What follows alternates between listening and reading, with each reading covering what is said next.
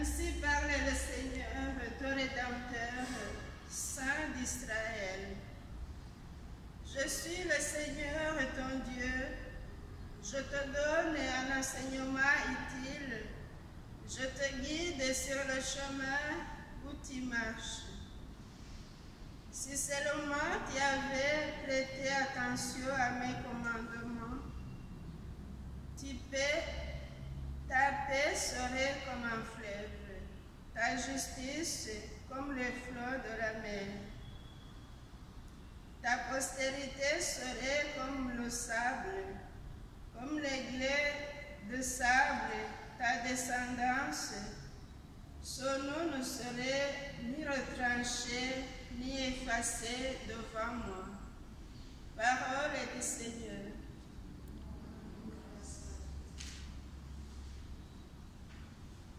La nuit de ton amour sera lumière de la vie. La nuit de ton amour sera lumière de la vie. Heureux est l'homme qui n'entre pas au conseil des méchants, qui ne suit pas le chemin des pécheurs, qui ne suit pas le chemin des pécheurs, ne siège pas avec ceux qui ricanent, mais se plaît dans la loi du Seigneur et murmure sa loi jour et nuit. La nuit de ton amour sera lumière de la vie.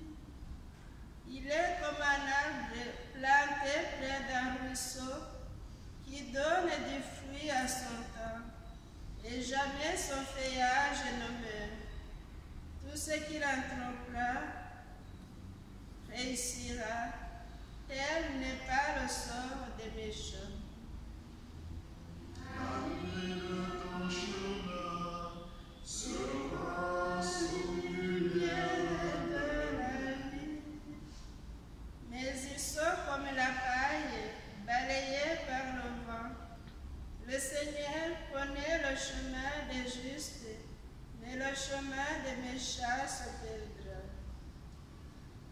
La nuit de ton amour sera lumière de la vie.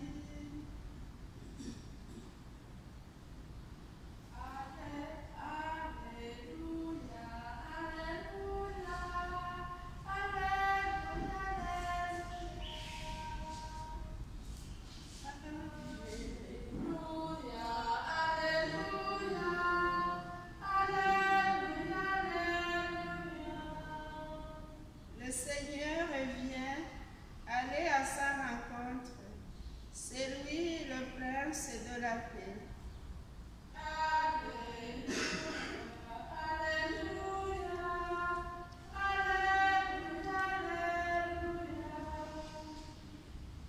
Le Seigneur soit avec vous.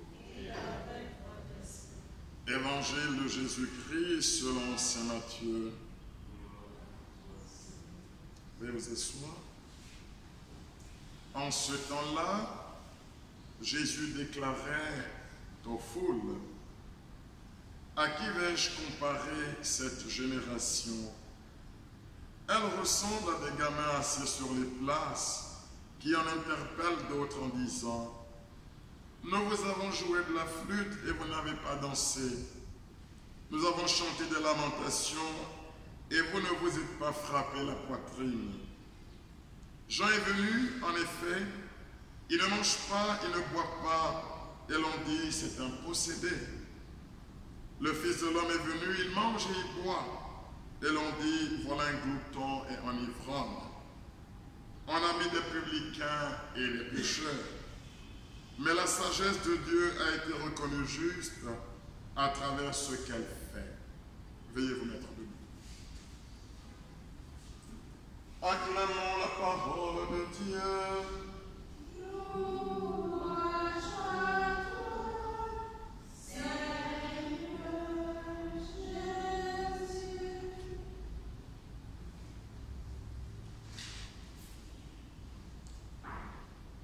Jésus. je suis le Seigneur ton Dieu. Je te donne un enseignement utile. Je te guide sur le chemin où tu marches. Si seulement tu avais prêté attention à mes commandements, ta paix serait comme un fleuve, ta justice comme les flots de la mer. Au nom du Père et du Fils et du Saint-Esprit, à l'ouverture de cette célébration, le Père Président nous a dit qu'aujourd'hui, l'Église nous invite à faire mémoire, à nous souvenir de Saint Jean de la Croix. Et il nous en a dit beaucoup à cette introduction.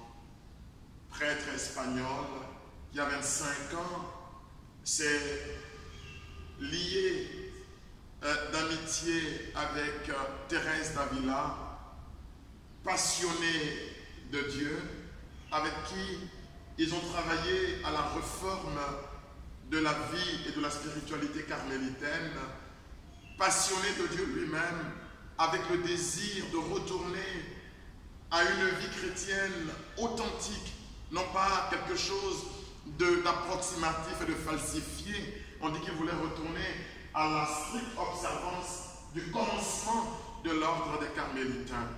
Et on apprend de sa vie que la persécution elle-même n'a cessé que d'alimenter son désir comme des bois qu'on jette dans un feu pour l'entretenir.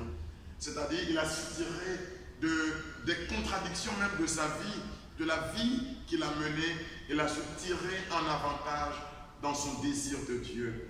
On nous a dit aussi, dans l'introduction que nous avons écoutée, que Saint Jean de la Croix était docteur de l'Église.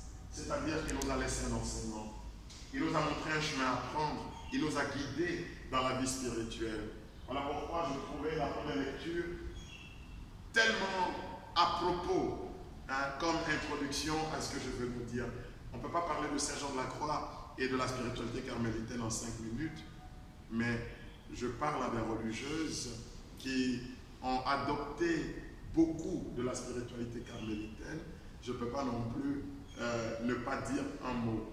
Il suffit de regarder la vie des sœurs contemplatives et missionnaires Regina Pacis pour comprendre que nous avons là une racine qui nous vient de loin, qui nous vient de la tradition carmélitaine.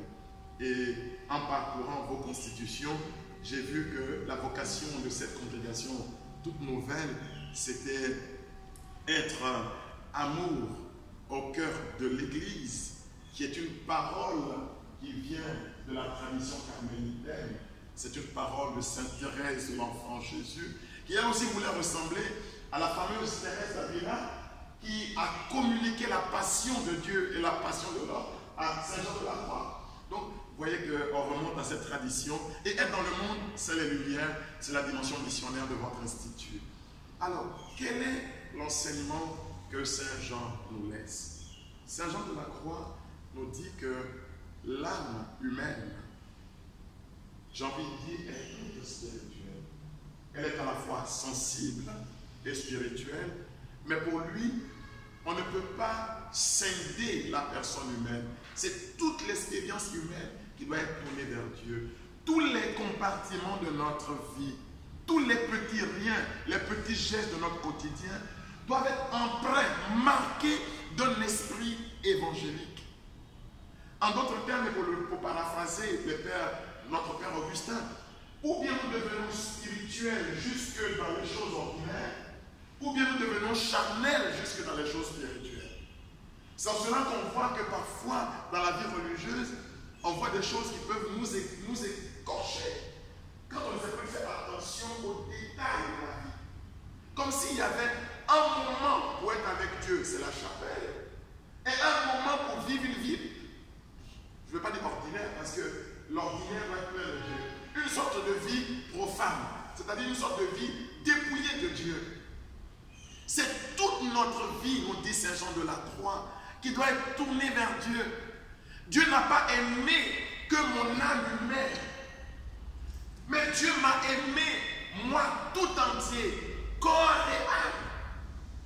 Dieu n'est pas venu sauver un quelque chose en moi, laissant le reste comme si c'était de petite importance. Saint Jean dit non, c'est tout moi-même, mon bonjour aux gens que je rencontre, ma façon d'accueillir, ma façon de parler, ma façon de me vêtir, ma façon de marcher, mon travail au bureau, c'est tout ce que je fais qui doit dire Dieu aux hommes, qui doit devenir un espace théologique, un espace de rencontre avec Dieu, où Dieu peut se dire, bon, pardonnez-moi les mots un peu rondants là, mais ce que Saint Jean va nous dire, c'est que le chrétien est chrétien, tout simplement.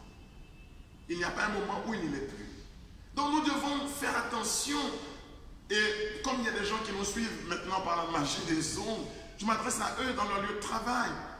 Notre témoignage chrétien, ce n'est pas le témoignage du dimanche à 8h ou à 7h30 ou à 6h selon les paroisses. C'est le témoignage de tous les instants de ma vie. Dieu se dit dans tous les instants de ma vie. Dieu se dit par mon attention à tous les détails de ma vie. Donc, ça j'en dis que l'âme humaine est à la fois sensible. Dans la sensibilité, il met nos 5 sens, bien évidemment. Il met nos 5 sens, bien évidemment.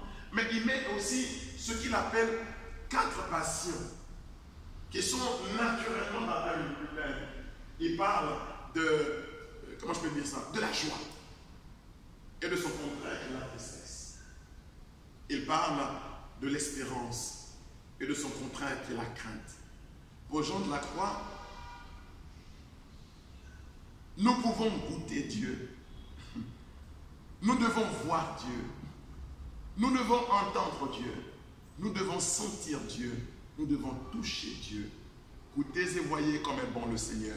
Nos sens doivent nous tourner encore vers Dieu. Ce n'est pas des choses profanes jetées